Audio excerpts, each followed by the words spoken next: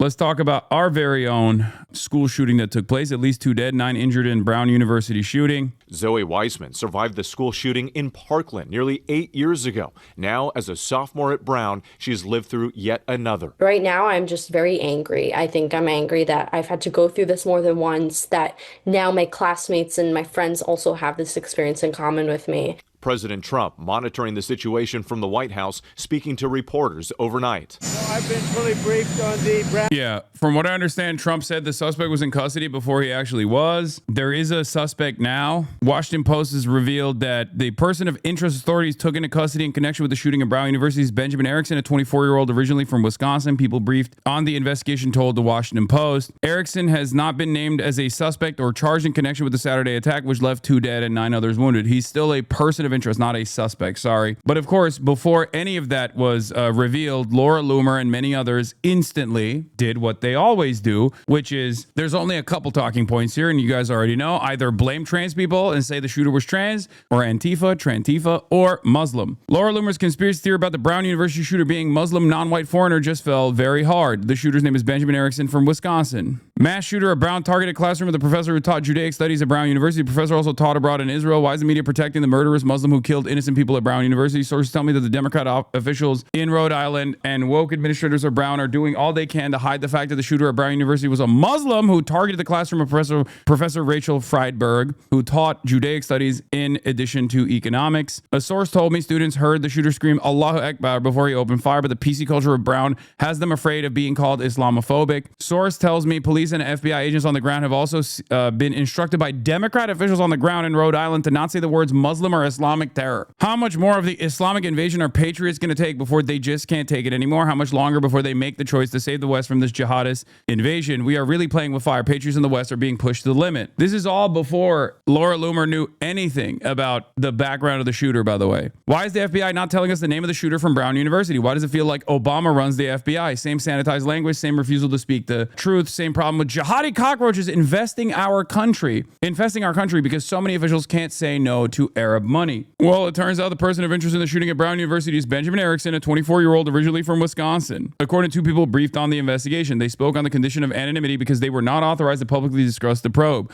Authorities have not named Erickson as a suspect or charged him in connection with the Saturday attack, which left 2 dead and 9 others wounded. Officials have repeatedly referred to the person in custody as only as a person of interest, a term investigators use to refer to someone whom they wish to question and believe has relevant information. Now, we don't know anything yet. We don't have enough evidence yet. I'm not going to sit here and immediately go, oh, well, it's a white guy, so he definitely did it. I'm not, because I'm not Laura Loomer. Laura Loomer didn't have any information whatsoever, for the record. Not even this level of information, a person of interest named in the process, before she instantly said, oh, this is Islamic terror once again. Islamic jihadist terror. These cockroaches are infesting the Western world. But yeah, Benjamin Erickson has been named as the Brown University shooting suspect in police custody. Officials say they are investigating his mental health history and a possible connection to the university.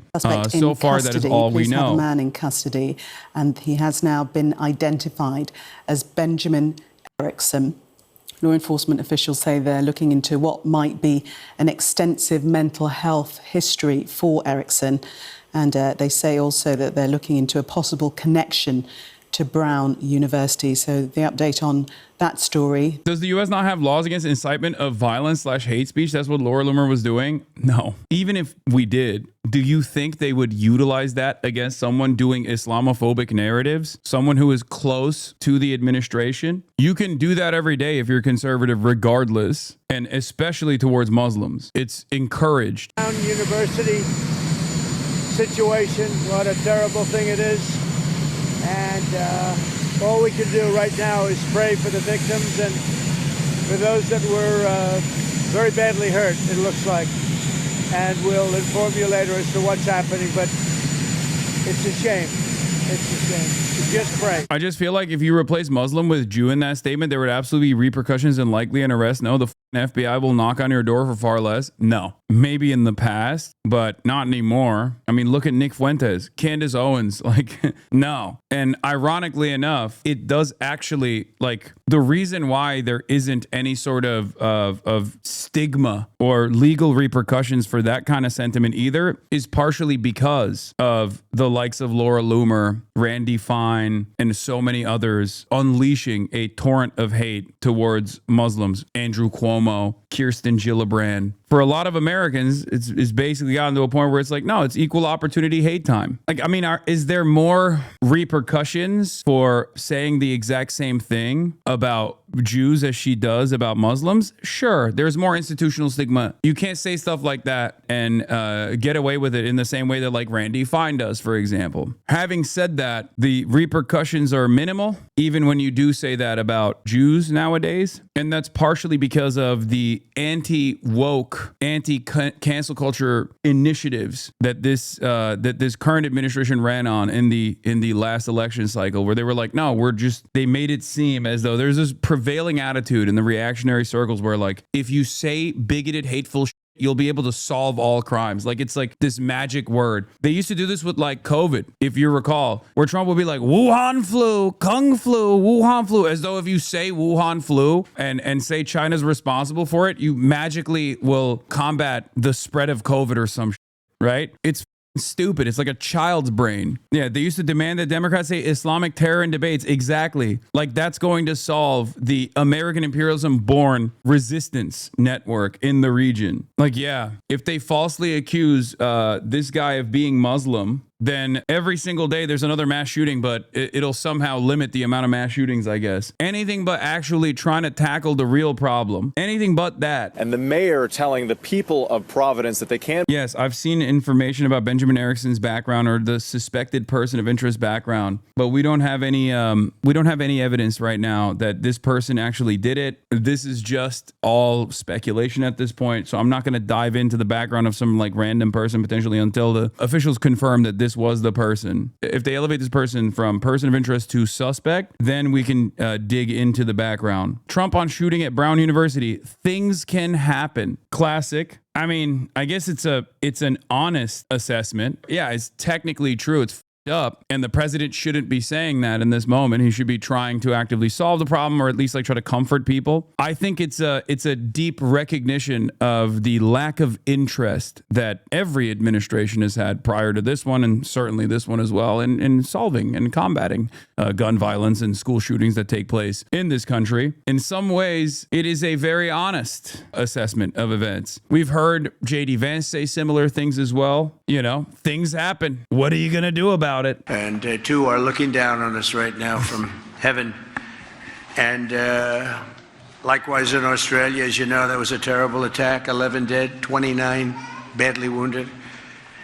And that was an end. Weird they didn't say the same about Charlie Kirk. I mean, honestly, with Donald Trump, he did low-key do the same thing about Charlie Kirk, which is even more insane because he like personally was friends with Charlie Kirk, right? They were like, oh, how do you feel about Charlie Kirk? And he was like, oh, it's terrible. Also, look at my ballroom, you know? Look at my ballroom. Charlie would love my ballroom if he was alive, but he's dead because he couldn't dodge the bullet like I did. I dodged it so good. It was pretty much the attitude that he demonstrated with the Charlie Kirk.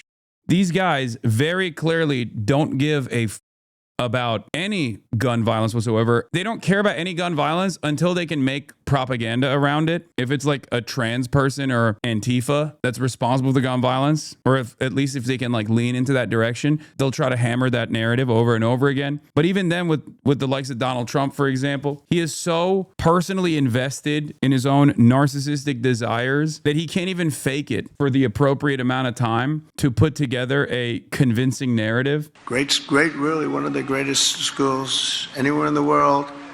Things can happen. So to the 9 injured, get well fast, and to the families of those 2 that are no longer with us, I pay my deepest regards and respects from the United States of America. Thank you very much. It's a very important thing to say, and we mean it. I can tell you in Syria, there will be a lot of damage done to the people that did it.